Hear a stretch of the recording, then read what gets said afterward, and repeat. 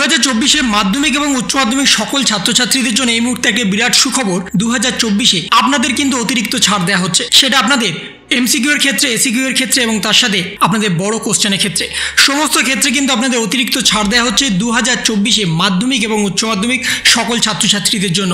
বর্তমানে আপনাদের মধ্যে অনেকেই প্রশ্ন করেছেন উচ্চ মাধ্যমিকের গ্রেস নাম্বার কত, মাধ্যমিকের গ্রেস নাম্বার কত, এই বিষয়টি নিয়ে আপনারা অনেকেই কমেন্ট করেছেন।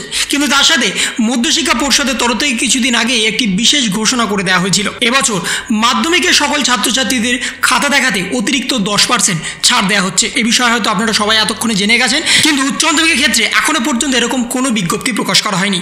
মাধ্যমিকের ক্ষেত্রে স্পষ্টত জানিয়ে দেওয়া হয়েছিল তাদের সমস্ত বিষয়ের এমসিকিউ এবং এসিকিউ এর জন্য 10% করে ছাড় দিতে হবে, এবং সেটাও শব্দবিধিতে। শব্দবিধি বলতে এখানে স্পষ্টত বোঝানো হয়েছে যদি কোনো এসিকিউ এর 1 নম্বরের প্রশ্ন, সেখানে যদি আপনারা কোনো রকম 1 নম্বরের যে লাইন ভিত্তিক বলে দেওয়া হয়েছে সেই লাইনে যদি আপনারা অ্যান্সার করতে না পারেন, অর্থাৎ 2 থেকে 1 লাইনের মধ্যে আপনাদের অ্যান্সার করতে হবে, কিন্তু সেটা কোনো ক্ষেত্রে যদি আপনারা বেশি লাইন লিখে ফেলেন অথবা এক কথায় উত্তর দিয়ে চলে আসেন, সেক্ষেত্রেও কিন্তু আপনাদের ছাড় দিয়ে দেওয়া হয়েছে মাধ্যমিকের জন্য।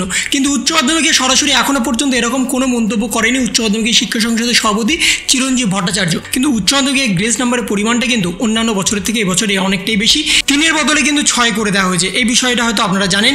অনেকে প্রশ্ন করছিলেন যে উচ্চ মাধ্যমিকের গ্রেস নাম্বার কত, যেটা শিক্ষক শিক্ষিকাদের তরফ থেকে দেওয়া হয় সেটা হচ্ছে 3 থেকে 4 নাম্বার, কিন্তু সেটা কোনো ক্ষেত্রে 6 নম্বর হয়ে যেতে পারে। তাই বর্তমানে আপনাদের কিন্তু অতিরিক্ত 6 নম্বর আসতে পারে, কোনো ক্ষেত্রে সেটা 5ও হতে পারে। সেটা ডিপেন্ড করছে আপনাদের খাতা লেখার উপরে, আপনারা কটা কোশ্চেন অ্যাটেন্ড করেছেন, আপনারা খাতাটা সম্পূর্ণভাবে প্রশ্নগুলো অ্যাটেন্ড করেছেন কিনা, সেই সমস্ত বিষয়ের উপরেই কিন্তু আপনাদের গ্রেস নাম্বার উঠে আসে।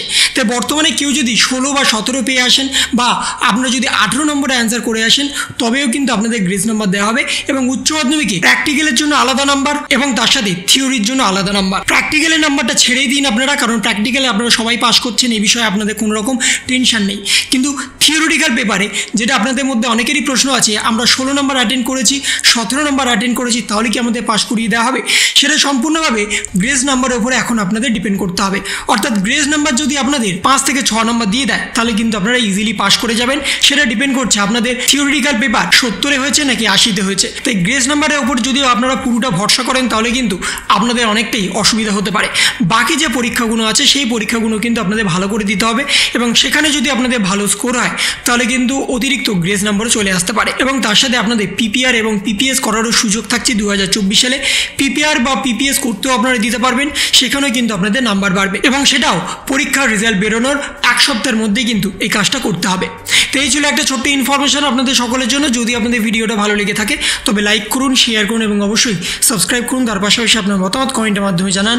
ভালো থাকুন, সুস্থ থাকুন, ধন্যবাদ।